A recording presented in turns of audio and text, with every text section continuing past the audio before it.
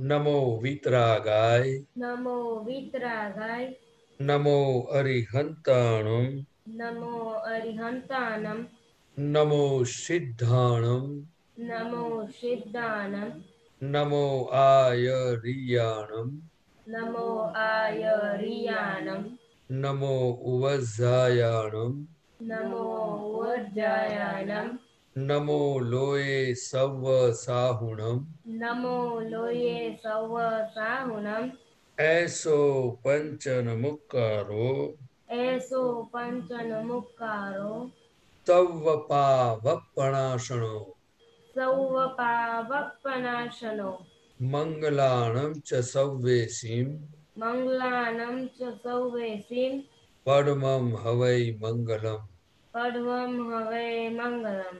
ओम नमो भगवते वासुदेवाय ओम नमो भगवते वासुदेवाय ओम नमः शिवाय ओम नमः शिवाय जय सच्चिदानंद जय सच्चिदानंद जय सच्चिदानंद जय सच्चिदानंद जय सच्चिदानंद। जय सच्चिदानंद।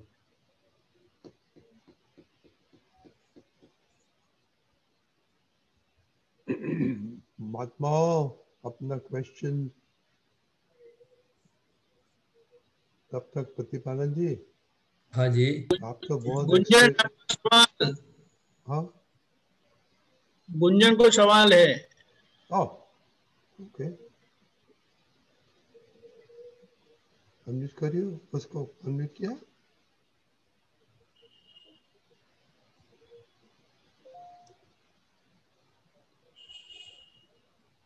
नहीं नहीं सवाल अभी नहीं है सवाल। पापा ने तो बताया था। नहीं अभी नहीं अभी नहीं थोड़ी देर बाद पूछती हूँ। ठीक है ओके। ओके प्रतिपालन जी। हाँ जी अच्छा गीता पहला बहन है क्वेश्चन जो। आ गया तो पहले गीता बहन का क्वेश्चन लेगा। ओके ત્યાં સુધી બધી વાત કરું। हाँ ओके ओके ओके ऐसे करो पहले थोड़ी बात करो। जय सच्चिदानंद। जय गीता सच्चिदानंद। बहन एक मिनट थोड़ा प्रदीपानी थोड़ी बात करेगा बाद में क्वेश्चन लेगा। हाँ बोलिए हम सभी प्रतिपालन जी। महात्माओं बार बार 5 आज्ञा की बात सुनते हैं।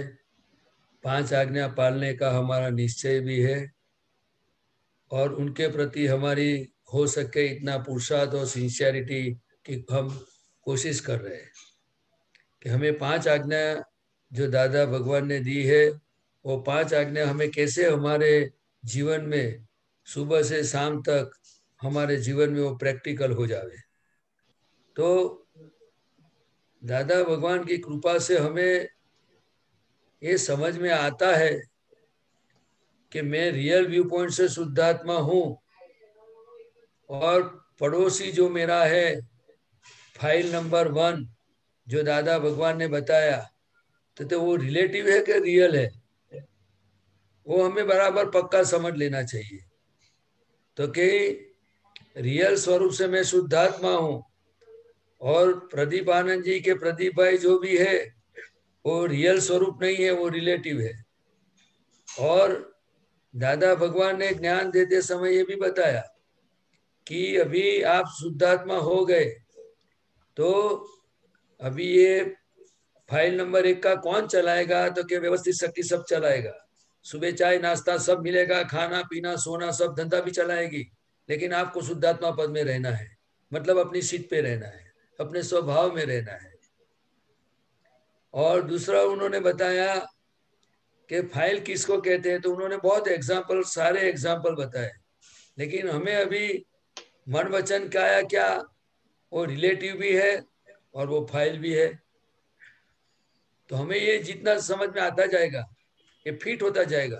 देखिए फाइल महीना कि भूख किसको लगती है शुद्धात्मा को नहीं लगती है वो पड़ोसी को लगती है वो रिलेटिव है वो फाइल नंबर उनको फाइल खड़ी हो गई कभी भूख लगी है तो उनका संभव से निकाल करना है। उनको समझो बीमारी हो गई तो उनको दवाई देना दवाई लेना वो फाइल है उसका संभव से निकाल करना है।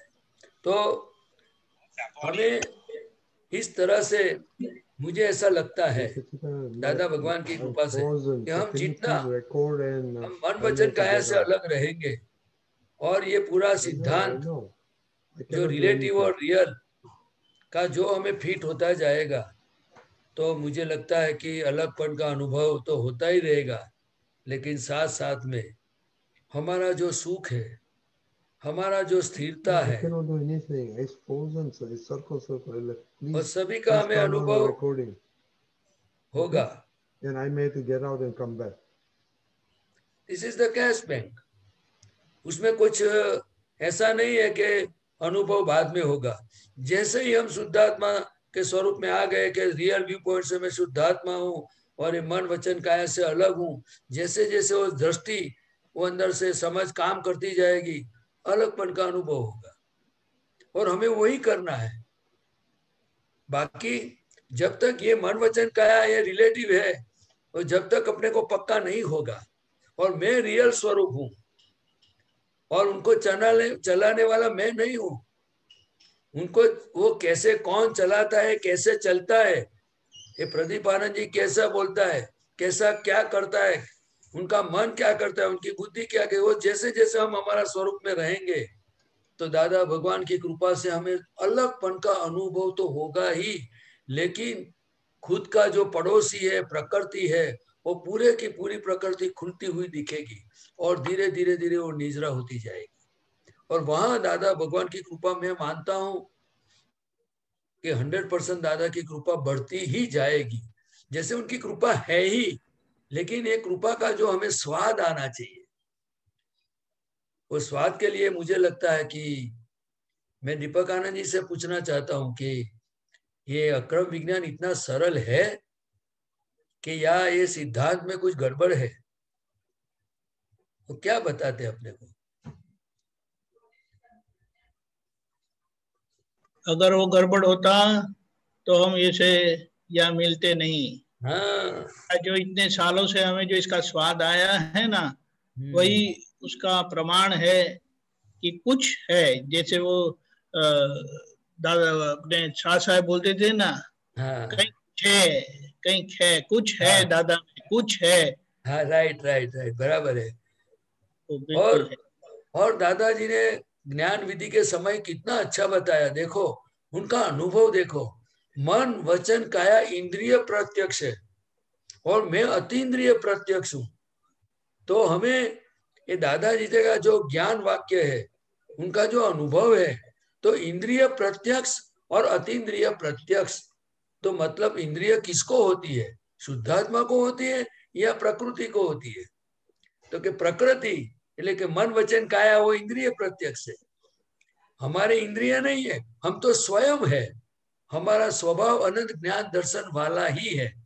और दूसरा उन्होंने बताया कि मन वचन काया पर है और पराधीन है, तो हम स्व शुद्धात्मा और मन वचन काया पर है, मतलब वो मैं नहीं हूं, और पराधीन है मतलब कि वो दूसरे अधीन के, मतलब व्यवस्थित के अधीन पर है, संयोग के अधीन है। तो हमें जो ये दादा का जो वाक्य है, जो ज्ञान वाक्य है, वो हमें जो उनकी कृपा से जितना जितना समझ में आएगा और थोड़ा प्रैक्टिस होगा, मतलब कि पुरुषार्थ करेंगे हम, तो मुझे लगता है कि जरूर हमें अपना सुख का अनुभव होगा और हमें इस तरह से जीने की जो प्रैक्टिस नहीं है। कैसी?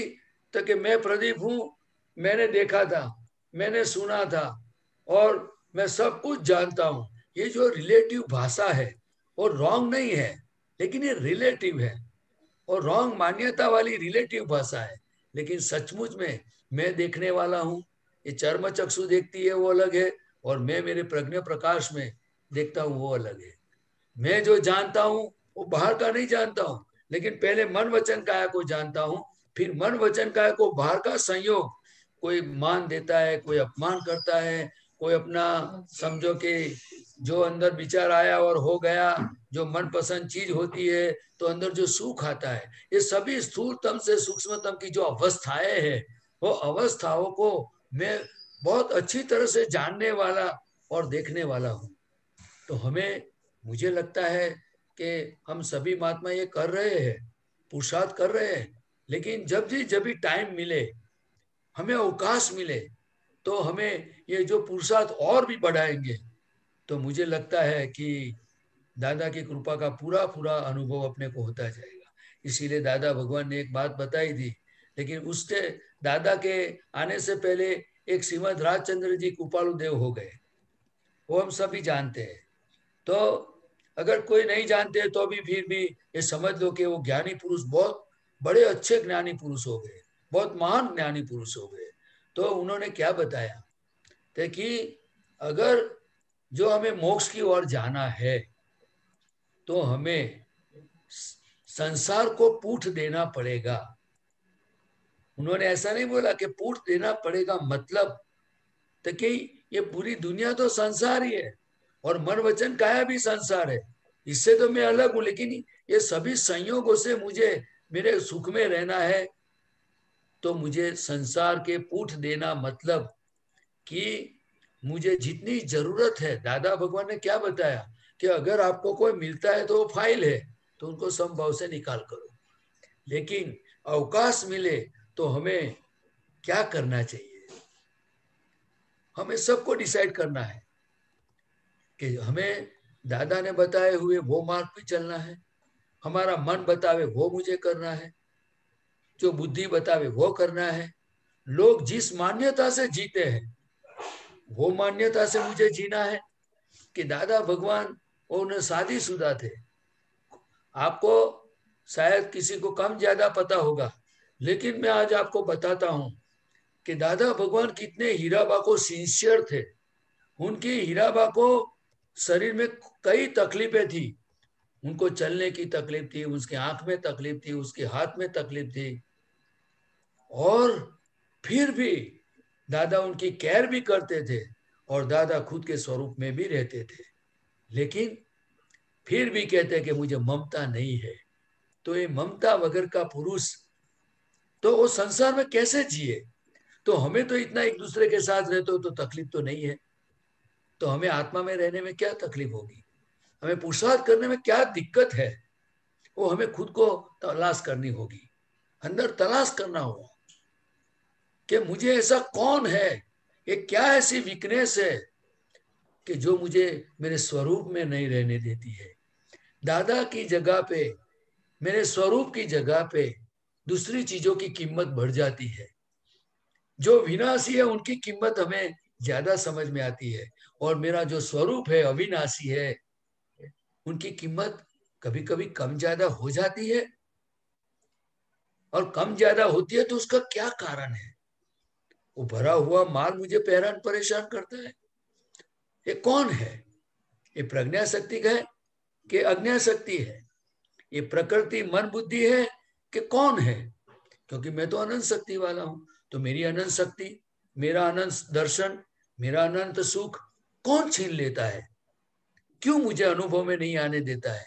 तो उसकी आज दिवाली का पर्व नजदीक आ रहा है, तो हमें सभी को, पहले आपको तो मैं नहीं बोल सकता हूं, लेकिन फिर भी हम एक ध्येय वाले हैं, इसीलिए मुझे ऐसे भी अंदर अंदर आता है कि जब व्यापारी पूरा अकाउंट देखता है कि हमने कितना अकाउंट क्लोज करना है, कितना पैसा बाकी है, क्या लेना है, क्या देना है, तो हमें भी मन वचन काया का जो अकाउंट है, जो सुबह से शाम हम सबके साथ जीते हैं, तो हमें देखना चाहिए कि किसके प्रति अभाव तिरस्कार है, किसके प्रति नेगेटिव है, किसके प्रति ज्यादा राग है, किसके प्रति मोह ज्यादा है, किसके प्रति क्या कुछ हो रहा है, वो कौन कौन सी वीकनेस है जो मुझे मेरे स्वरूप में नहीं रहने देती है, मेरे दादा की कीमत को कम करके संसार की कीमत बढ़ा देती है, विनाशी चीजों की कीमत बढ़ाती है।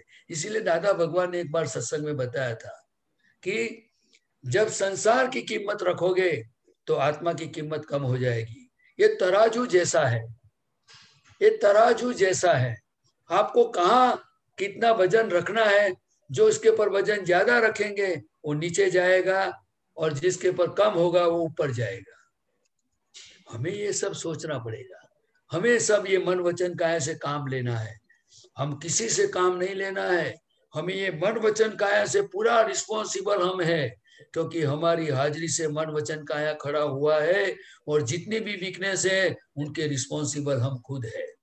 क्योंकि जब वीकनेस अंदर जमा होती थी उस समय हमें वह स्वरूप की जागृति नहीं थी कि मैं शुद्धात्मा हूँ, लेकिन आज हमें कृपा से पता चला कि मैं शुद्धात्मा हूँ। तो अभी हमें धीरे धीरे पुरुषार्थ करने की जरूरत है। हम करते भी है, दिवाली का टाइम भी है, हमें एक निश्चय और भी मजबूत करना है कि मन वचन काया वो रिलेटिव है और मैं रियल स्वरूप से शुद्धात्मा हूँ। प्रदीप भाई आप विनाशी है, मैं अविनाशी हूँ। मैं अनंत ज्ञान वाला हूँ, लेकिन फिर भी हमारी इज्जत रखो, थोड़ा रिस्पेक्ट रखो। कुछ भी करना है तो हमें पूछो। अगर बिना पूछे भी ये मन वचन काया तीन दादा भगवान ने बैटरी बताया, cell, mind, speech and body, वो बैटरी है। वो बैटरी जैसे चार्ज होती है सेल, फिर धीरे धीरे वो डिस्चार्ज हो जाता है। तो अभी ये मन वचन काया का पूरा डिस्चार्ज प्रोसेस चालू है और नया बैटरी चार्ज हो रहा है। तो नया बैटरी में चार्जिंग कैसा होना चाहिए? दादा भगवान का बताया हुआ त्रिमंत्र भक्ति, आज्ञा, चरण विधि, पद गाना, प्रतिक्रमण करना, सदुपयोग में रहना, खुद की गलतियों को देखना, जितना जितना हम दादा ने बताए हुए सभी विज्ञान प्रयोग और रास्ते पे हम चलेंगे तो वही बैटरी चार्ज होगी। ये बैटरी का चार्जिंग होगा तो हमें ज्ञानी का संयोग मिलेगा, संकीर्तधारी महात्माओं का संयोग मिलेगा। अगर बहुत इतना अच्छा हो गया तो हम सिमंदर स्वामी के चरणों में जाएंगे, हमारा काम आसान हो जाएगा। अभी बैटरी में कौन सा चार्ज कैसे करना है, मतलब ये डिस्चार्ज तो हो रही है, लेकिन अभी कौन सा चार्जिंग है? तो कि 5 आज्ञा का चार्जिंग है। कौन सा चार्जिंग है? तो हमें 5 आज्ञा में कितना सिंसियर रहना चाहिए, वो हमें सबको डिसाइड करना है। मैं तो इतना ही जानता हूं कि मैं तो दादा भगवान को बोलता हूं, दादा आप मिले, शुद्धात्मा पद आपने दिया, आपकी आज्ञा कभी कभी चूक जाता हूं, ऐसा नहीं है। पूरे दिन में कितने घंटे तक आज्ञा याद नहीं आती है, लेकिन अंदर वेदना नहीं होती है। तो मतलब के अंदर कुछ गड़बड़ हो गया है क्या, पता चलता है, लेकिन वेदना नहीं होती है। देखो कोई बिजनेस करता है तो अगर बिजनेस में थोड़ा लॉस हो गया, अगर समझो हर रोज ₹1,00,000 का काउंटर है और समझो 10-20 हजार का काउंटर कम आया 2 दिन तक, तो उनको इफेक्ट होती है कि नहीं होती है? अगर समझो कि शरीर में कुछ बुखार आई, अगर चेस्ट में पेन हुआ तो घबराहट होती है कि नहीं होती है? मुझे कुछ हो जाएगा, तो क्या हम शुद्धात्मा नहीं है? दादा वो मेरा आत्मा नहीं है क्या? दादा की आज्ञा के प्रति सिंसियरिटी नहीं? दादा को हमें बोलना चाहिए, दादा प्लीज मुझे शक्ति दो। ऐसी गलतियां होती रहेगी और हम प्रतिक्रमण नहीं होगा, हम करते ही होंगे सब, लेकिन दादा के साथ तार जोड़ना अत्यंत आवश्यक है। न भूतो न भविष्यति, ऐसे दादा भगवान कभी मिलने वाले नहीं है किसी को भी, क्योंकि यह क्रम विज्ञानी है। दूसरे फॉर्म में जरूर मिलेंगे, तीर्थंकर भगवान मिलेंगे, लेकिन इस काल के कल की अवतार दादा भगवान, जिन्होंने हमने कितना अच्छा मार्ग, कितना सरल मार्ग दिया है। आपको कभी खाने की कोई परहेजी नहीं, कोई फास्ट करने का नहीं, किसी का त्याग करने का नहीं, सब चीज संसार में इसी तरह जीने का और आत्म स्वरूप में रहने का। तो हमें, मुझे लगता है कि हमें अवकाश मिले तो कैसे भी गलती मन वचन काया में हो, लेकिन दादा के साथ हमारा अनुसंधान है, लेकिन दादा के साथ हमारा व्यवहार होना चाहिए। हमें अवकाश में उसका फायदा उठाना बहुत जरूरी है। लेकिन ये संसार में आप देखना, ये मन सोफे पे बैठेगा, कुछ सोचता रहेगा, क्योंकि अंदर पड़ी हुई गांठें हैं। हमने ही ये अज्ञान दशा में ये सब चार्ज किया था, वही सब माल पड़ा है। तो अभी जागृति में रह करके, हमें शुद्धात्मा पद में रह करके ये सभी वीकनेसों को देखना है, जानना है और दादा की आज्ञा को पालना है। हमारा सुख को हमें डे बाय डे कैसे खुला होता जावे और हम कैसे मुक्तपना का अनुभव इस देह में कंटिन्यूस होता जावे, वो करने जैसा है। मैं तो इतना ही बोलता हूं कि बिजनेस कम होता है तो खुद की गलती देखनी चाहिए ना कि भाई किस वजह से धंधा कम चलता है। समझो किसी को जुकाम हो गई तो कभी कभी बुद्धि वाले लोग सोचते हैं ना कि ठंडा पानी पिया था, मैंने क्या किया था, कोल्ड ड्रिंक्स पिया था मैंने, तो वो बुद्धि चलती है क्योंकि पुद्गल के बारे में बुद्धि चलती है, लेकिन मोक्ष के बारे में प्रज्ञा का काम है। तो प्रज्ञा को हम जितना भी उनकी बात मानेंगे, दादा भगवान ने एक बार सत्संग में बताया था कि आप प्रज्ञा की बात सुनोगे तो प्रज्ञा खिलती जाएगी, लेकिन आप प्रज्ञा की बात नहीं सुनोगे तो फिर क्या होगा, चली नहीं जाएगी। लेकिन ये अज्ञा शक्ति उनका काम कर लेगी। अभी भी अज्ञा शक्ति काम कर लेती ही है। आप देखना, आप कभी गाड़ी में जाते हो, ड्राइविंग वाला ड्राइविंग करता है, ड्राइव करता है, हम गाड़ी में बैठे तो मैं शुद्धात्मा हूं और ये विहारी विहार करता है तो फाइल नंबर अलग दिखता है। हमें देखना चाहिए कि कौन गाड़ी में बैठा है, कौन विहार कर रहा है। ऐसे बहुत सारी सुबह से शाम तक हम दूसरे को मिलते हैं तो शुद्धात्मा चुक जाते हैं, हम खाने बैठते तो फाइल आया संभव निकाल भूल जाते हैं, क्योंकि हमें अभ्यास नहीं है। और दादा भगवान ने बताया, मैं जानता हूं कि आपको ये कृपा से प्राप्त हुआ है, मुझे 4 डिग्री कम डाइजेस्ट हुआ तो आपको भी एक ज्ञान डाइजेस्ट होने में थोड़ी तकलीफ होगी, लेकिन मुझे लगता है कि डॉक्टर साहब जो होते हैं वो कभी कभी मरीज को, उनको खाना नहीं खा सकता है तो अपने मेडिकल साइंस में ऐसे कोई जूस है, ऐसा कोई प्रोटीन विटामिन वाला कोई ऐसी चीज होती है जैसे वाइटल जेड हो, कोई ग्लूकोज हो, जो आराम से पीता है तो वो उनको थोड़ा खाने की जगह पे उसको हेल्प करता है। कभी कभी ऐसा होता है कि कोई बोतल डॉक्टर चढ़ा देते हैं तो वो खाएगा नहीं लेकिन फिर भी उनको एनर्जी रहती है। तो दादा भगवान का असीम जय जयकार हो, वो बोतल है कि नहीं है? दादा भगवान का असीम जय जयकार हो, और विटामिन प्रोटीन टॉनिक है कि नहीं है? कोई बोलता क्यों नहीं? दादा ने बताया कि दादा भगवान का असीम जय करो स्वरूप की भक्ति है। कितना दादा ने सरल करके दिया। हम कितने पुण्यशाली है, हम कितने भाग्यशाली है। इसीलिए कविराज ने एक पद में गाया, हमें केवा पुण्यशाली भगवाननी भूमिका आधे में निगाड़ी, हमें केवा भाग्यशाली ज्ञानी पुरुष पासे मुक्तिनी चावी बाड़ी। हम सभी को ये एक तलाश करने जैसा है कि हमारी मुक्ति के लिए, हमारे शाश्वत सुख के लिए, इस बंधन से मुक्त रहने के लिए, ये सभी संसार में चीज होते हुए भी मुक्ति का अनुभव के लिए दादा ने कितने सारे रास्ते दिखाए हैं, कितने सारे उपाय हमें दिए हैं। लेकिन ये शक्ति मांगनी पड़ेगी, क्योंकि हमने कभी भी मुझे लगता है कि मैं ज्ञानी पुरुष का कभी विनय नहीं किया। आप देखना, हम किसी भी जीव का विनय कर सकते हैं। देखना, विनय से परम विनय की यात्रा है। हमें ये छोटी छोटी बातों को मन वचन काया को समझाना पड़ेगा कि प्रदीप भाई आप हफ्ता पुत्र हो गए, उसका मतलब ऐसा नहीं है।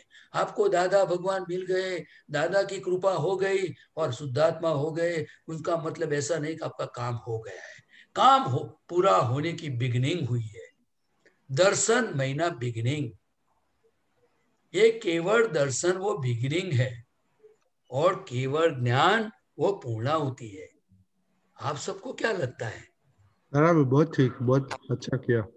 तो हमें खुद को टटोलना पड़ेगा, फाइल नंबर 1 को बोलना पड़ेगा कि प्रदीप भाई क्या कर रहे हो सब, इतने साल इतने दिन बीत जाते हैं, सुबह से शाम हो जाती है, आप कुछ तो बात समझो, एक 10 मिनट तो निकालो, आराम से त्रिमंत्र पढ़ के तो बोलो, 5 बार असीम जय जयकार तो पढ़ के बोलो।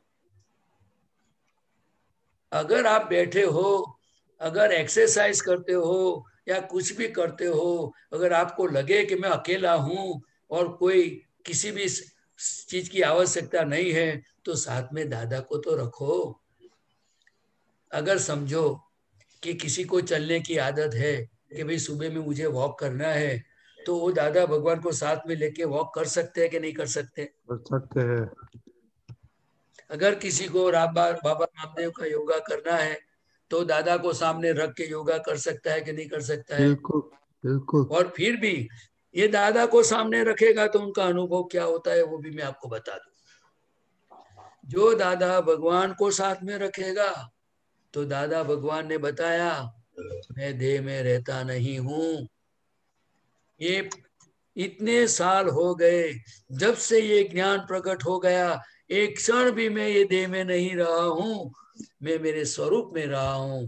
तो जो ऐसे दादा भगवान को उनकी बात मानेगा, उनको दादा को प्रार्थना करेगा, और फिर भी तो दादा स्वयं उनको अनुभव कराएगा कि योगा करने वाला, चलने वाला वो पड़ोसी है और मैं शुद्धात्मा हूं।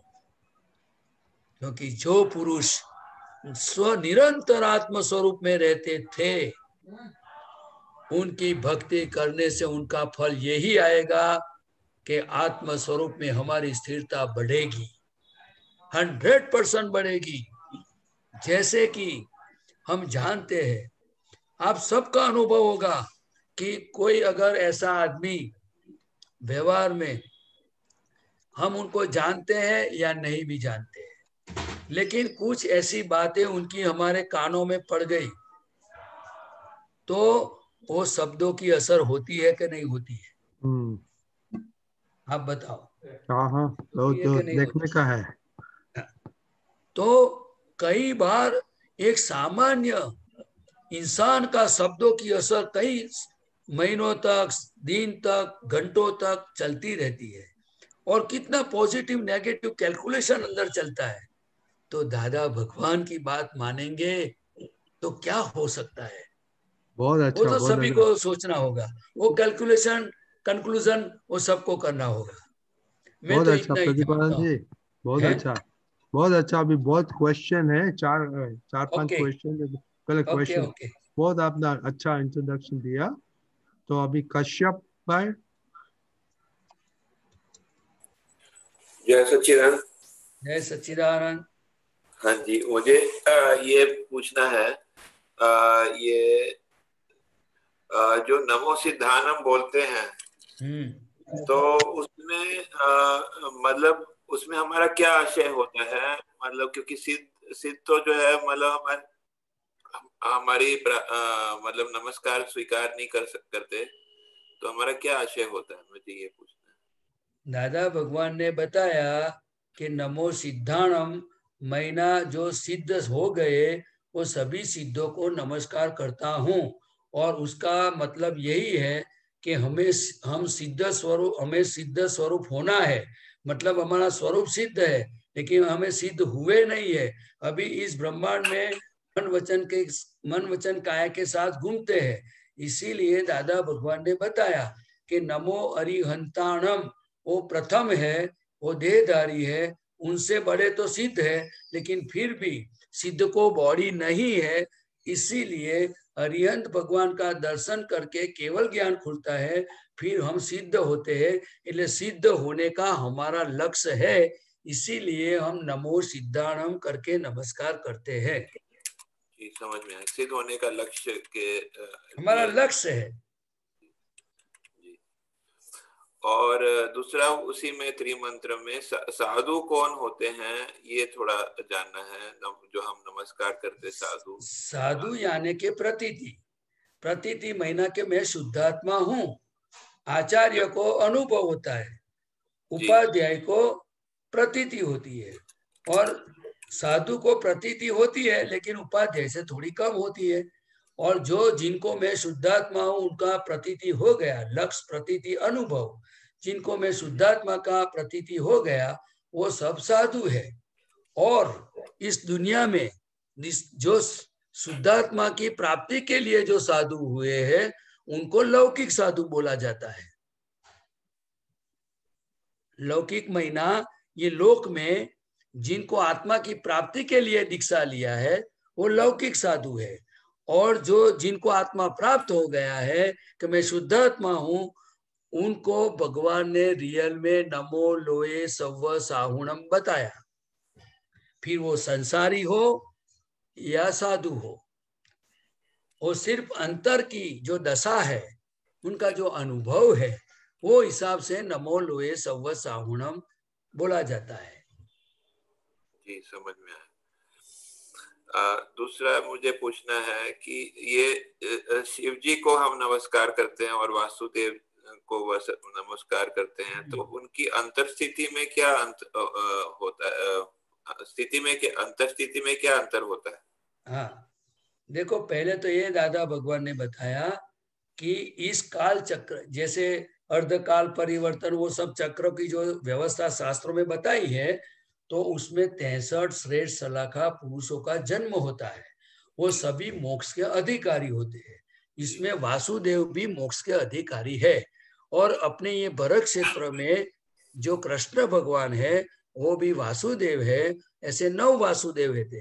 तो हम नमो भगवते ओम नमो भगवते वासुदेवाय जब बोलते हैं तो सभी को नमस्कार पहुंच जाते हैं, क्योंकि ये मोक्ष के अधिकारी है। और ओम नमः शिवाय जो है वो क्या है, तो कि शिव स्वरूप महीना, वो जिनको खुद का कल्याण हो गया है और दूसरों की कल्याण की जो भावना है उनको शिव स्वरूप बताया। और इसीलिए तीर्थंकर भगवान को भी शिव स्वरूप कहते हैं। अच्छा, शिव शिव जो है बृहद स्वरूप है और बाकी जो है वो विशिष्ट है, ऐसे ऐसे कह सकते हैं। लेकिन समय के आधार पर हमारे ऋषि मुनियों ने ये शिवलिंग बनाया। लेकिन शिव महीना कल्याणकारी पुरुष जो देह के हाजिरी में खुद का कल्याण हुआ है और लोगों की कल्याण की भावना और कल्याण के निमित्त है, वो शिव स्वरूप है। आप समझे? कल्याण मतलब कि जो मतलब आत्मा के लिए कल्याण के। हाँ, कल्याण आत्मा में ही होता है और व्यवहार में शुभाशुभ होता है। क्या होता है? शुभ अशुभ। संसार में कभी शुभाशुभ व्यवहार में कल्याण नहीं होता है। कल्याण सिर्फ आत्मा के बारे में बताया गया है। तो जो वासुदेव है वो भी शिव स्वरूप उनको बोला जा सकता है। देखो ये डिग्री है, सबका जो लेवल है। तो वासुदेव महीना उनके अमुक गुण जो होते हैं, जैसे तीर्थंकर भगवान के अमुक गुण होते हैं। मुझे शास्त्रों की बहुत ज्यादा अभी याददाश्त नहीं है कि तीर्थंकर भगवान के इतने गुण होते हैं, वासुदेव के इतने गुण होते हैं, लेकिन आज मुझे याद नहीं है, इसीलिए मैं आपको नहीं बताता हूँ। लेकिन वासुदेव मोक्ष के अधिकारी है और उसमें कृष्ण भगवान तो बहुत बड़े वासुदेव हो गए।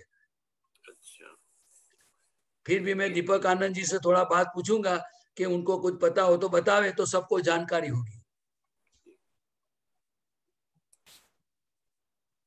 जय सच्चिदानंद। ये सारे 63 सला का पुरुष मोक्ष के अधिकारी है, श्रेष्ठ पुरुष है। और कृष्ण भगवान को क्यों हम लक्ष्य में रखते हैं, उसका कारण यह है कि वो आखिर के वासुदेव नारायण थे, 9th, और वे आगे क्या बोलते हैं अर्ध काल चक्र में 12वें तीर्थंकर भगवान होने वाले हैं। इसीलिए उनकी महत्वता है, भावी तीर्थंकर है, इसीलिए हम उनकी पूजा अर्चना वगैरह करते हैं। ओके, जय सच्चिदानंद।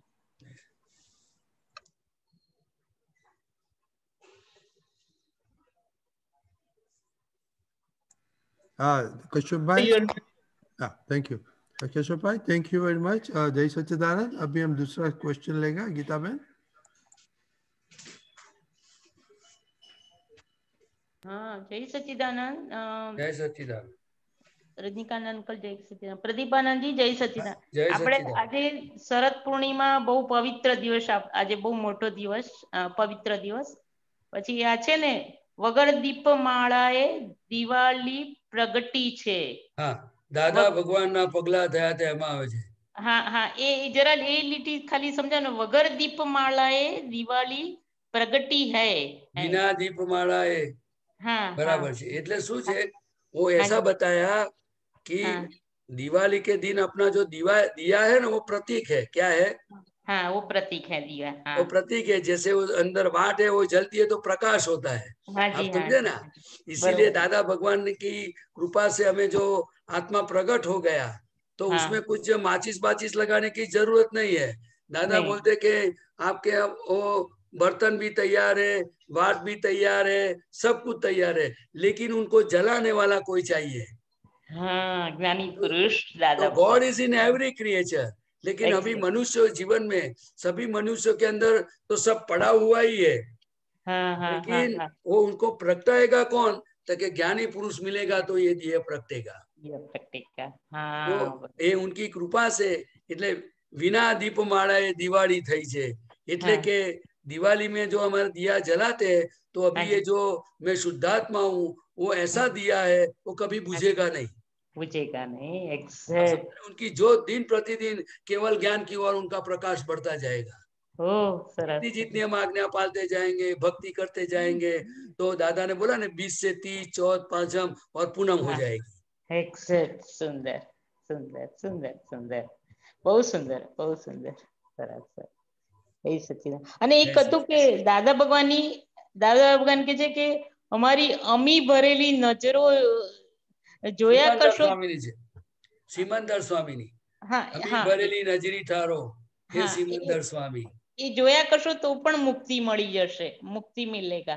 देखो, हाँ दादा भगवान ने यहाँ तक बताया हाँ हाँ, कि मैं सिमंदर स्वामी के पास बैठा हूँ, एग्जैक्ट। आप जैसे भी नमस्कार करोगे मैं सब पहुंचा दूंगा, और अभी आप सब कुछ उधर समर्पण करो, वो पूरा पूरा प्रकाश उधर ही होने वाला है।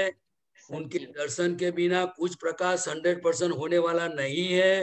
सिमंदर स्वामी वो बहुत बड़े निमित्त है इस भरत क्षेत्र के कल्याण के, इसीलिए दादा भगवान ने उनका बहुत महत्व बताया।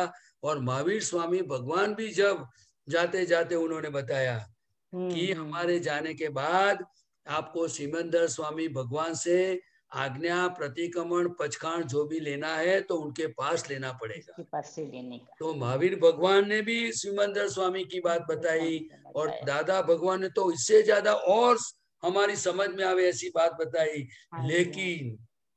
लेकिन 4 से 6 में उठेगा कौन? अच्छी मीठी नींद आती है, पुद्गल का सुख लेने को कौन छोड़ेगा? पुद्गल का सुख ज्यादा पसंद है, इसीलिए 4 बजे उठ के सिमंदर स्वामी को कौन उनका पैर छुएगा? वो तो जिनको मोक्ष में जाना है वो छुएगा, ऐसा नहीं। એક વાત કહું કે ગીતાબેન ને છે ને બહુ ઓછી નીંદર છે, રાત્રે 2 જ કલાકની, 2 થી 3 કે 1 થી 2 સુવે, ખાલી એટલું જ 2 કલાક જ, 2 કલાક જ, बाकी 4 થી 6 એમની વિધિઓ हिंदी में बोलो। બહુ સુંદર થાય છે સાહેબ। बहुत अच्छा। अगर मैं तो इतना बोलता हूँ कि अगर अवकाश मिले ना तो हम सबको क्या करना चाहिए, 40 बार नमस्कार करने को थोड़ा थकान लगती हो ना, तो दादा ने क्या बोला कि हे सिमंदर स्वामी प्रभु, आप ही मेरे रियल अरियंत भगवान है, ऐसे करते हैं ना, नमो अरियंताणम नमो अरियंताणम करके, फिर भी उनको 40 बार नमो अरियंताणम करके भी नमस्कार करना चाहिए। जरूर साहब। जय भगवान सच्चिदानंद। है, क्या जय है? सच्चिदानंद। जय सच्चिदानंद। कंचन भाई। जय सच्चिदानंद प्रतिपालन जी। जय सच्चिदानंद। एक आपका सूत्र है, आपका सूत्र बुक ओरिजिनल बुक में से पेज नंबर 822 आपका सूत्र नंबर 4050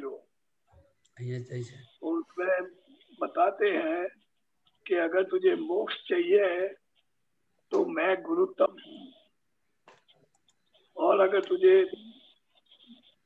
मुझ पर गालियां देनी है, मुझको मार देना है, अटैक करना है मुझ पर, तो मैं लघुतम हूँ। लघुतम को कभी गालियां नहीं लगती है, मार नहीं लगता है, उसको कुछ भी नहीं होता है। लघुतम आकाश जैसा है, तो ये लघुतम आकाश जैसा है, उसको मुझे समझना है। मतलब कि आकाश महीना स्पेस जगह, उनको जगह बोलते हैं। जैसे ये लाइट है ना, लाइट समझो कि लाइट का जो प्रकाश है, एक मिनट जरा पढ़ लूं, चलो दीपक आनंद जी ने निकाला है। जो तारे मोक्ष જોઈતો હોય તો હું ગુરુત્તમ છું। हाँ, જો તારે ગાળો ભાળવી હોય, માર મારવો હોય તો હું લઘુત્તમ છું। બરાબર છે, લઘુત્તમને માર ના અડે, ગાળો ના અડે, એને કશું અડે नहीं, लघुतम आकाश જેવું है। अच्छा, तो दादा भगवान का कहना है कि मैं जो गालियां वालियां देते हो ना, तो आप बॉडी को देते हो, उसको मार किसको पड़ती है, तो के शरीर दिखता है, आप समझे ना। तो गाली भी देता है आदमी तो शरीर को देता है, अगर मार देता है, झापट मारता है तो शरीर को मारता है, वो आत्मा को कभी कुछ टच नहीं होता है। तो दादा भगवान ने बताया कि मैं व्यवहार में गुरुत्तम, मतलब कि आपको अगर ज्ञान प्राप्त करना है तो अंदर भगवान प्रकट हो गए हैं, तो ये बॉडी आपको आत्मा प्राप्त करने के लिए काम आएगी, क्योंकि स्वयं शुद्धात्मा भगवान आपको ज्ञान नहीं दे सकता है, इसीलिए बॉडी बहुत बड़ा मीडिया है, आप समझे ना। और दूसरा कि मैं लघुतम हूँ, महीना कि मैं ये शरीर से मेरा स्वरूप में रहता हूँ, तो व्यवहार में संपूर्ण लघुतम हूँ और निश्चय में संपूर्ण गुरुत्तम हूँ। क्या है गुरुत्तम महीना? परमात्मा पर। क्या हुआ? और लघुतम महीना कुछ भी नहीं। तो के गालियां मुझे दोगे तो मैं तो शुद्धात्मा हूँ, मुझे कुछ अड़ता नहीं है। उटंक को उत्कीर्ण वर्ते हो, शुद्धात्मा हूँ, आप समझे ना। लेकिन भगवान वो क्या होते हैं? तो दादा भगवान ने बताया कि भगवान को वाणी नहीं है, इसीलिए भगवान जिस देह में प्रकट हो जाते हैं, वो देह की बहुत बड़ी कीमत होती है। उनको ज्ञानी पुरुष होते हैं, वो बट नेचुरल होते हैं, वो कृपा वाले नहीं होते हैं। ज्ञानी पुरुष महीना बट नेचुरल, आप समझे। इस अवतार में दादा के कोई गुरु नहीं थे, लेकिन उन्होंने क्या बताया कि पूरा विश्व मेरा गुरु है और मैं शिष्य हूं। तो दादा भगवान ने बताया कि आत्मा को गाली नहीं लगती है, उनको मार भी नहीं लगती है, और वो कुछ भी कर सकता नहीं है, वो तो ज्ञाता दृष्टा परमानंद है। लेकिन दादा भगवान ने एक बहुत बड़ी बात बताई कि वितराग पुरुष पर एक भी गलत पत्थर भी डाला और कुछ किया तो नुकसानी 100 टाइम्स होगी। इसीलिए दादा भगवान कहते थे कि वितरागों की प्रतिमा पर एक फूल रखोगे तो 100 फूल मिलेगा, एक पत्थर फेंकोगे तो 100 पत्थर गिरेगा, क्योंकि वो रिटर्न विथ थैंक्स उनकी लैंग्वेज है। क्या है वितरागों की लैंग्वेज? क्या है? Return with thanks. आपने जो दिया आपका भला उपकार, थैंक्स। और हम क्या करते हैं? अवस्था में रहते हैं, इसीलिए हमें गड़बड़ हो जाती है, राग द्वेष होता है, वैर बनता है, इसीलिए तो हमें पता चलता है, तो फिर प्रतिक्रमण करवाना पड़ता है, समझे ना। दादा भगवान तो बहुत, उनको आज आप जो भी पूछते हो उनकी हाजिर में वो बोलते थे, लेकिन उस समय मुझे समझ में आता ही नहीं था, लेकिन पता जरूर पर चलता है कि वो बोलते थे कि मैं लघुतम पुरुष हूँ, निश्चय में मैं गुरुत्तम हूँ, व्यवहार में संपूर्ण लघुत्तम हूँ, मैं सस्पृह निष्पृह हूँ, मुझे आपके लिए कुछ नहीं चाहिए, लेकिन आपके कल्याण के लिए मेरी जो खटपट है ऐसा सब बताते थे दादाजी। आप समझे ना, आकाश महीना की हवा को हम पकड़ नहीं सकते, पकड़ सकते हैं मुट्ठी में नहीं। तो वैसे आत्मा ऐसा है, वो अनुभव जन्य है, वो शब्दातीत है। क्या है? इसीलिए दादा ने कैसा बताया कि आत्मा का प्रकाश कैसा होता है, तो कि एक मटके के अंदर बल्ब डालो तो उनका प्रकाश मटके जैसा हो जाएगा। आप समझे ना? और मटके के अंदर होल डाल दिया तो उनका किरण पूरा फैल जाएगा। आप सूर्य नारायण को देख सकते हैं ना, सूर्य नारायण देख सकते हैं ना, पूरा कैसे उजाला हो जाता है। वैसा आत्मा का प्रकाश पूरे ब्रह्मांड को प्रकाश करता है, ऐसा है उनका प्रकाश। ठीक है कंचन भाई, ये लघुतम को आकाश जैसा क्यों कहा? ये तो भाई लघुतम महीना आत्मा सूक्ष्मतम चीज है, वो सब दादा ने बताया है। सूक्ष्मतम महीना ये बुद्धि से कोई इंस्ट्रूमेंट में वो नहीं आ सकता है। आकाश महीना स्पेस जहां भी उनका प्रकाश है पूरा फैल जाता है। फिर भी मैं दीपक आनंद जी से रिक्वेस्ट करूंगा कि कुछ आपको और समझावे। जय सच्चिदानंद, जय सच्चिदानंद। इसका मतलब ये होता है कि हीरा है, हीरा जिसको जिसमें उसको बोलो हार्डेस्ट मटेरियल है, टफेस्ट मटेरियल है, लेकिन उसके अंदर भी स्पेस होती है, इसीलिए वो टूटता है। आप समझे? हाँ बराबर। इसीलिए उसको आत्मा को समझने के लिए अगर कुछ चाहिए तो उसे स्पेस का एग्जाम्पल दिया है। बराबर। डायमंड का, डायमंड का नहीं, जिस तरह से डायमंड सबसे पावरफुल स्ट्रॉन्ग मटेरियल है, लेकिन उसमें भी स्पेस होने के कारण वो स्पेस ऐसी चीज है कि उसको वो तोड़ सकते हैं, इसीलिए उसमें भी स्पेस होती है। इसीलिए आत्मा को सूक्ष्मतम उसकी परिस्थिति को समझने के लिए उसे इसी तरह से बताया, स्पेस का एनालॉजी दिया, और स्थूल में मिरर की एनालॉजी है, सिमिली। बराबर। आप समझे? तो है सबसे छोटा लघुतम से उसका क्या कनेक्शन है? जैसे हार्डेस्ट मटेरियल में भी अवकाश होता है। अच्छा, बराबर। तो ऐसा बताया, लो लघुतम यानी उतना छोटा है। बराबर बराबर। तो लघुतम का एक प्रमाण एग्जाम्पल देने के लिए ये बात है। तो बोले अगर स्थूल एग्जाम्पल देना है तो आईना है, और सूक्ष्म उसका एग्जाम्पल है तो वो अवकाश जैसा है, क्योंकि अवकाश उसमें प्रवेश कर देता है, इतना पावरफुल हीरे में भी। ठीक है, जय सच्चिदानंद। जय सच्चिदानंद। कंचन भाई, शांति भाई।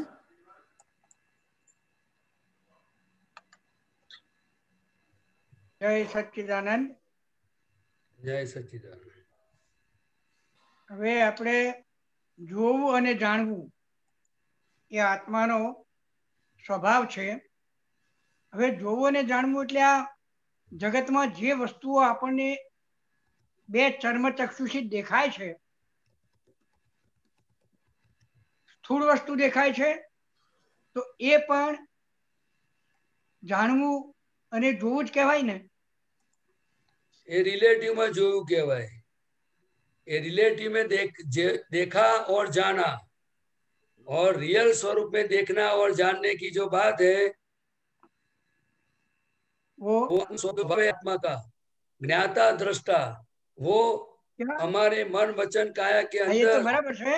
हाँ, जो એટલે સામાન્ય ભાવે બરાબર છે, સામાન્ય ભાવે પણ હવે જુઓ વિશેષતા હોય, આખી डिटेल्स में होय। ख्याल आयो ने? જોવું જાણવામાં वो क्या है कि पूरी डिटेल જોવું એટલે સ્થૂળ વસ્તુઓમાં પણ જોનાર તો આત્મા જ છે ને। ना ना ना ना ना, એવી રીતે ના, ऐसा नहीं हो सकता है। नहीं तो બધા सब बोले मैं आत्मा ही हो गया। हाँ સાંભળો સાંભળો हाँ સ્થૂળતમ થી સૂક્ષ્મતમ સુધીનો સ્થૂળતમ સ્થૂળમાં સ્થૂળ વસ્તુને પણ જોનારો હું છું। स्थूलतम स्थूल नहीं स्थूलतम हाँ अनंता ज्ञेयो ने पर्यायो बद्धा ने जानने वाला आत्मा ही है। उनका मतलब अगर जो हम ऐसा करेंगे वो आत्मा की क्या शक्ति है वो बताया है। और दूसरा ये बताया है कि जो पुद्गल की शक्ति देखने की और जानने की नहीं है, सिर्फ देखना और जानने की जो शक्ति है वो ज्ञान दर्शन सिर्फ आत्मा तत्व में ही है। और जब आत्मा होने के बाद जब देखता है वो उनको मुक्ति की ओर आगे बढ़ता है और निर्लेप और असंग रहता है, वहां राग द्वेष नहीं होता है। और जब तक मन वचन काया से जो देखता है, चर्म चक्षु से देखता है, बुद्धि से जो है, वहां राग द्वेष होता है। और राग द्वेष वो अज्ञानता का कारण है, राग द्वेष वो बंधन है। वहां क्रोध मान माया लोग खड़े होते हैं। और जब प्रज्ञा चक्षु से देखा जाता है और जाना जाता है, वहां वितरागता प्रकट होती जाती है। बस इतना डिफरेंस आपको समझ में आ गया तो आपका काम हो जाएगा। હવે દાદા કહે છે કે તું તારા સ્થૂળ દેહને પણ જો, સવારે ઉઠે તો આ પૂતગલ શું કરે છે કે ભાઈ બ્રશ કરે છે તો તું જો, ચા પીવે છે તો તું જો, એ સ્થૂળમાં આવે બધું। બરાબર है। એટલે એ સ્થૂળ પણ આત્મા છે તો જ દેખાય, બરાબર છે, પણ એને પણ જોવું જાણ્યું કહેવાય।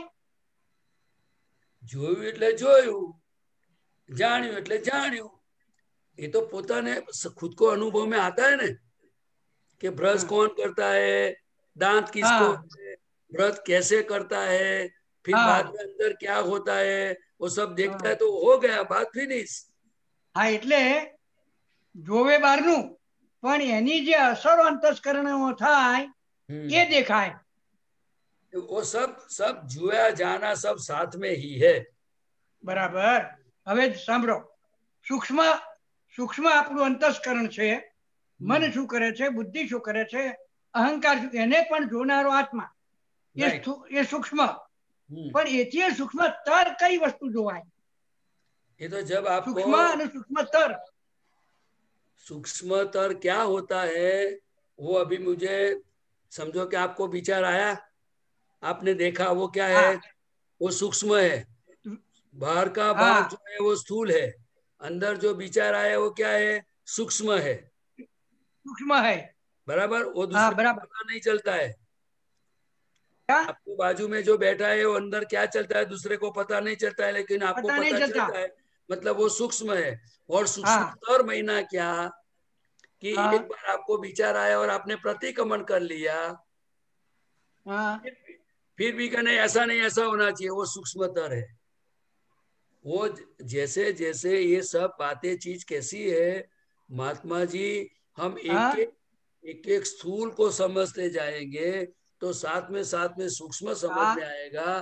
फिर धीरे धीरे उनके साथ लिंकअप है सब। तो दादा भगवान ने बताया स्टेप बाय स्टेप ज्ञान मिला, वो अक्रम विज्ञान है, एक कृपा से प्राप्त हो गया। लेकिन अभी पुरुषार्थ वो स्टेप बाय स्टेप है। वो हमें जितना पुरुषार्थ समझ में आएगा, जागृति रहेगी, आज्ञा में रहेंगे तो धीरे धीरे सब खुला होता जाएगा। फिर ये शब्द की झंझट में से निकल जाएंगे हम। अच्छा। लेकिन ये शब्द दादा भगवान ने क्यों बताया है कि उनका जो अनुभव है, बराबर, उनका अनुभव हमें हमारे सामने रखा है कि इस तरह की प्रोसेस हो रही है। तो हमें अभी धीरे धीरे जैसे हम शुद्धात्मा में रहेंगे, आज्ञा पालन करेंगे तो हमें सब चीज धीरे धीरे समझ में आएगी। समझ में नहीं, अनुभव में भी आएगी।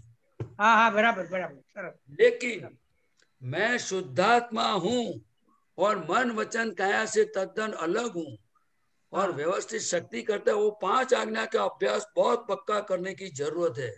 बराबर।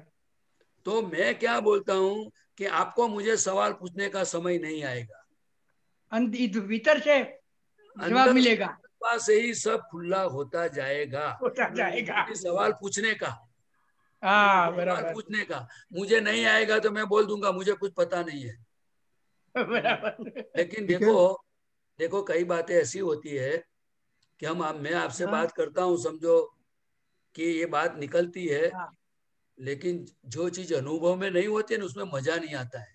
आप समझे ना? उसमें मजा नहीं आती। हाँ, इसलिए जब तक ये अंदर अनुभव में, मतलब थोड़ा दर्शन भी पक्का होना चाहिए, चाहे ज्ञान में थोड़ा कम हो, लेकिन मेरा दर्शन भी पक्का तो होना ही चाहिए ना। इसलिए हमें सब पुरुषार्थ मार्ग में है, इसीलिए हमें सभी महात्माओं को ये जानने का अधिकार है, जानना भी चाहिए। लेकिन ये धीरे धीरे सब चीज आपको समझ में आएगा, क्योंकि सब प्रोसेस हो रही है। लेकिन हमारा आवरण है ना, उनको क्या बोलते हैं, आवरण। जो दादा को दिखता है वो हमें क्यों नहीं दिखता है? क्योंकि हमारा अभी इतनी कमजोरी है, कचास है, इतना प्रकाश खुला नहीं हुआ है। आप समझे ना? जितना आवरण हटते जाएंगे अपने आप खुलता जाएगा। ठीक है शांति भाई, खुला हो जाएगा। जय सच्चिदानंद।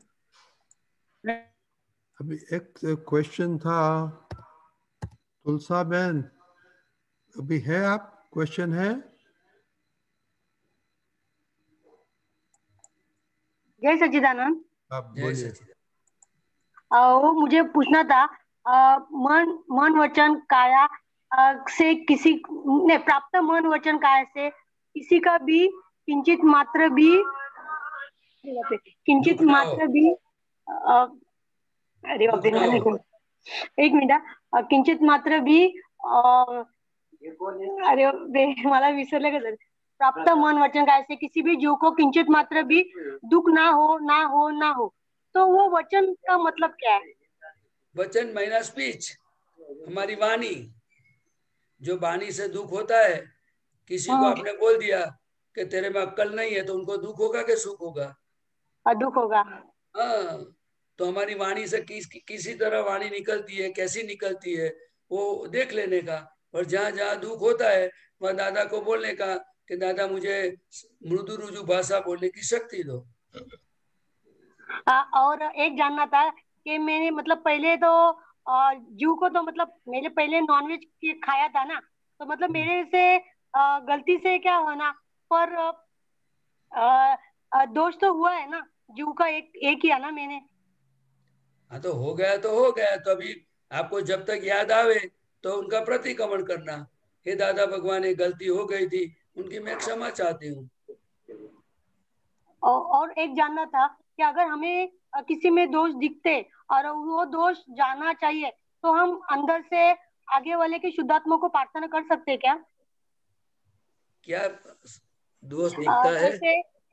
जैसे हमें किसी का दोष दिखता है, बराबर, मतलब आगे वाले को सुधारने के लिए हम अंदर से उसके शुद्धात्मा को प्रार्थना कर सकते हैं क्या?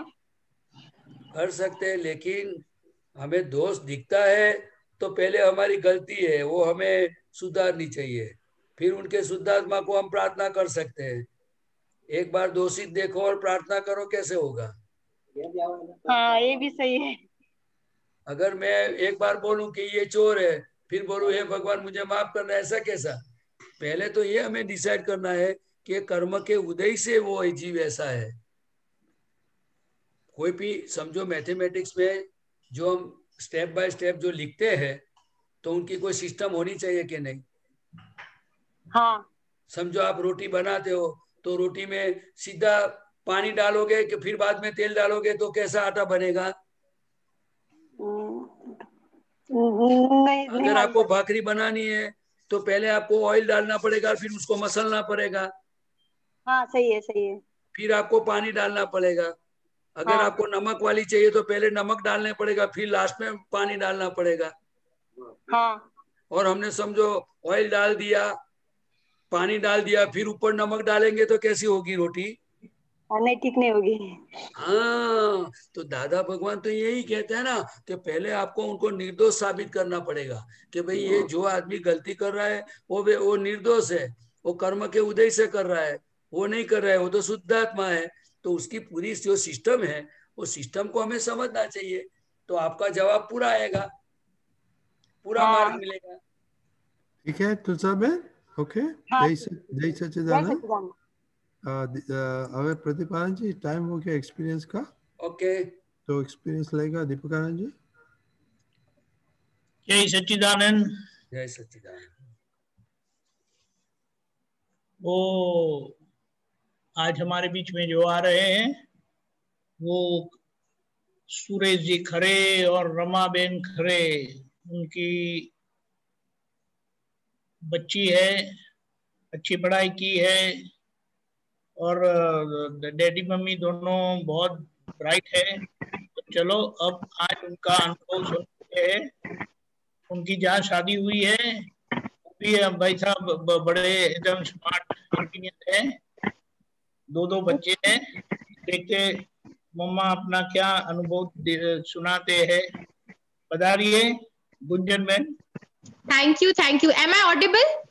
Yes, very much. ओके, मैं स्टार्ट करती हूँ. जय सच्चिदानंद. महाविदेश क्षेत्र में विचरते तीर्थंकर भगवान श्री सिमंदर स्वामी को मैं अत्यंत भक्तिपूर्वक नमस्कार करती हूँ. भरत क्षेत्र हाल विचरता सर्वज्ञ श्री दादा भगवान को मैं अत्यंत भक्तिपूर्वक नमस्कार करती हूँ. आदरणीय सभी आप्त पुत्र को मैं कोटि कोटि नमन करती हूँ. कल्याण मूर्ति महात्माओं को मैं सादर नमन करती हूँ.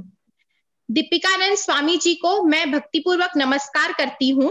आज संकट की इस अवस्था में जो वो ऑनलाइन सत्संग कर रहे हैं और जो जन जन का कल्याण हो रहा है वो सबके लिए बहुत ही लाभकारी है.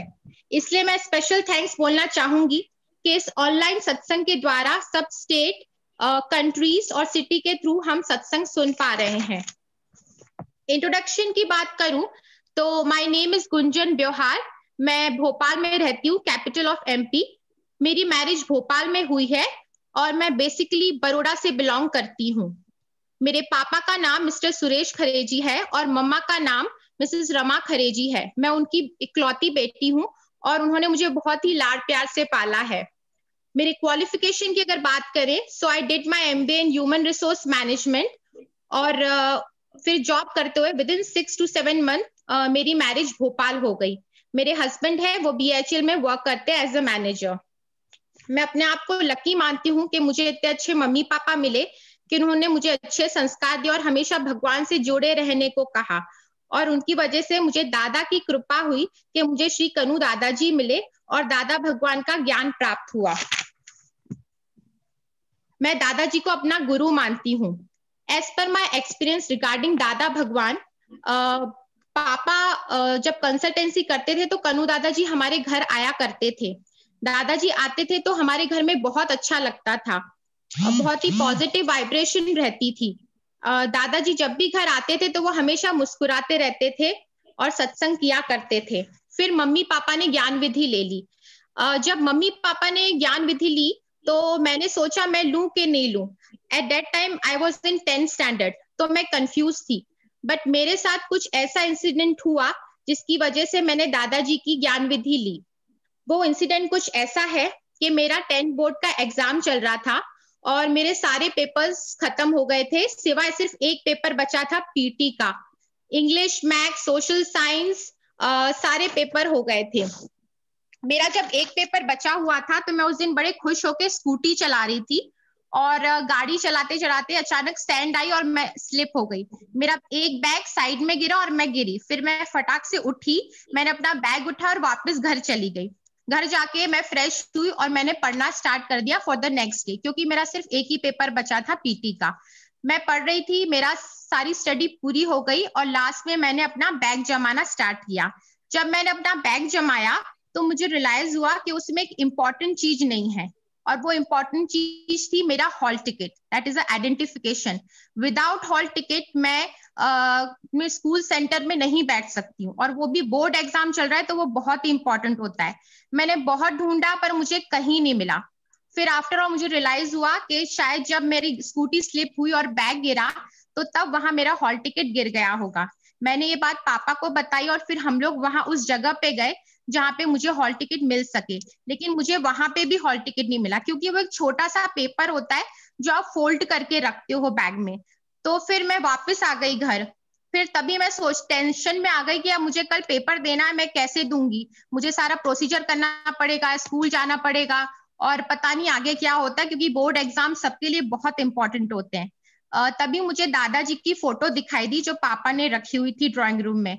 मैंने दादाजी को प्रार्थना की कि दादाजी मेरा हॉल टिकट मुझे जल्दी से दिला दीजिए, क्योंकि मेरा नेक्स्ट डे मेरा पेपर है और अब कैसे मिलेगा, क्योंकि मिलना तो वो इम्पॉसिबल है। रोड में अगर कोई भी आपका छोटा सा पेपर भी गिरे तो वो भी फोल्ड किया हुआ, तो वो हवा से इधर उधर जा सकता है, तो इट इज वेरी डिफिकल्ट कि आपको वो चीज मिले। लेकिन आप बिलीव नहीं करेंगे, मैंने जैसे ही दादाजी को प्रार्थना की, विद इन 25 मिनट्स मुझे स्कूल से कॉल आया कि किसी ने आपका हॉल टिकट दिया है और आप जाके उसे कलेक्ट करिए। मैं गई और फिर दूसरे दिन मैंने अपना बोर्ड एग्जाम किया। उसके बाद से फिर मैंने दादाजी की ज्ञान विधि ली। ये मेरा पहला इंसिडेंट है। ऐसे मेरे साथ बहुत सारे इंसिडेंट हुए। मेरा दूसरा इंसिडेंट ये है कि जब मैं मैरिज करके आई तो जैसे मेरे हस्बैंड BHL में थे, तो उनको घर और मिलता है उनको। वहां हम लोग जिस घर में रहते थे तो वहां पे मेरे आजू बाजू नेबर्स बोलते थे कि यहाँ पे स्नेक रहता है, और वो स्नेक हम लोग को दिखता है तो आप थोड़ा संभल के रहना। जब ये बात मुझे पता चली तो मैं थोड़ा डर गई और मैंने फिर दादाजी को प्रार्थना की कि दादाजी वो स्नेक से मुझे बहुत डर लगता है, आप प्लीज कृपा करना कि कभी उसके दर्शन ना हो, क्योंकि सब बोलते थे कि वो बहुत बड़ा कोबरा, ब्लैक कोबरा है। और हमारा बंगला जैसा घर था तो वो इतना स्पेशियस था कि वो कहाँ पे किसी को पता नहीं चलता था। देन मैंने फिर जो नाग देवता है उनकी शुद्धात्मा को भी नमस्कार किया कि आप मुझे नहीं दिखना। वो सबको दिखता था बट मुझे ही नहीं दिखता था। फाइनली जब हम अपने घर में शिफ्ट हुए, खुद के घर में, तो मुझे पता चला कि जब मेरा ड्राइवर है, मतलब जो वो गैरेज में गया और उसने सामान निकाला, तब उन्हें वो नाग दिखा और उसे पता चला कि वो टायर में ही रहता था। तो ये भी मेरे लिए अनुभव से कम नहीं कि मैंने शुद्धात्मा नमस्कार किया नाग देवता के और दादा से प्रार्थना की, तो उसने हमें कभी परेशान नहीं किया। नहीं तो वो वहीं रहता था, वो मेरे बच्चे भी वहीं खेलते थे। हो सकता है वो कभी भी आ सकता है और कभी भी किसी का पैर लग गया तो नाग देवता तो वो बहुत ही डेंजरस चीज है। ये मेरा एक अनुभव है। एक और मेरा अनुभव है कि मैं जब भोपाल आई तो मुझे अपने घर जाना था, तो मैंने इसलिए अपना घर ढूंढा खरीदने के लिए। तो मैंने बहुत सारे प्लॉट्स, लोकेशन, सोसाइटी देखी, बट मुझे कोई भी जमा नहीं। फाइनली मुझे एक प्लॉट पसंद आया कि उसकी लोकेशन बहुत अच्छी थी, गार्डन साइड था एंड एवरीथिंग। मैंने सोचा मैं यहाँ पे घर बनाऊंगी, लेकिन उस बिल्डर के पास बहुत सारे लोग थे जो वो प्लॉट लेना चाहते थे। मैंने फिर से दादाजी से प्रार्थना की, मैं शुद्धात्मा पद में रही कि अगर गुंजन का हिसाब होगा तो उसे मिलेगा, वरना नहीं। और तभी सत्संग चल रहा था तो आप्त पुत्र डॉक्टर शैलेशरण जी हमारे आए और उनको मैंने प्लॉट दिखाया। उन्होंने त्रिमंत्र किया और with in a few days जो बिल्डर था वो एकदम चेंज हो गया और उसने हमको ये जो प्लॉट था वो अलॉट कर दिया और आज मेरा घर है। तो दादाजी के जितने अनुभव है उतने कम है। दादा की आज्ञा में मैंने यही सीखा है कि अगर आप शुद्धात्मा पद में रहो, पॉजिटिव रहो, तो आपको सब कुछ मिलता है और दादा की कृपा आप पे पास हमेशा रहती है। ऐसे तो मेरे पास बहुत सारे अनुभव है, but due to time constraint मेरे पास अभी मैं इतना ही बोल रही हूँ। दादाजी का ज्ञान एक साइंस है। मैं चाहती हूँ कि दादाजी का ज्ञान जन जन में जाए, जगत कल्याण हो और मैं उसकी निमित्त बनूं। बस यही मुझे कहना था, यही मेरा अनुभव है। जय सच्चिदानंद। जय सच्चिदानंद। वो टेक्निकल आदमी होते हैं ना, वो शॉर्ट एंड स्वीट ही होते हैं। अपनी बहुत सारी बातें कुछ ही शब्दों में जाहिर कर देते हैं। बहुत अच्छा है। एक बात तो यह है कि दादा भगवान को कभी भी आप प्रार्थना करेंगे तो वो हमारा स्वरूप है। और ऐसा बताया है, हमें जो शुद्धात्मा पद मिला है वही परमात्मा पद है।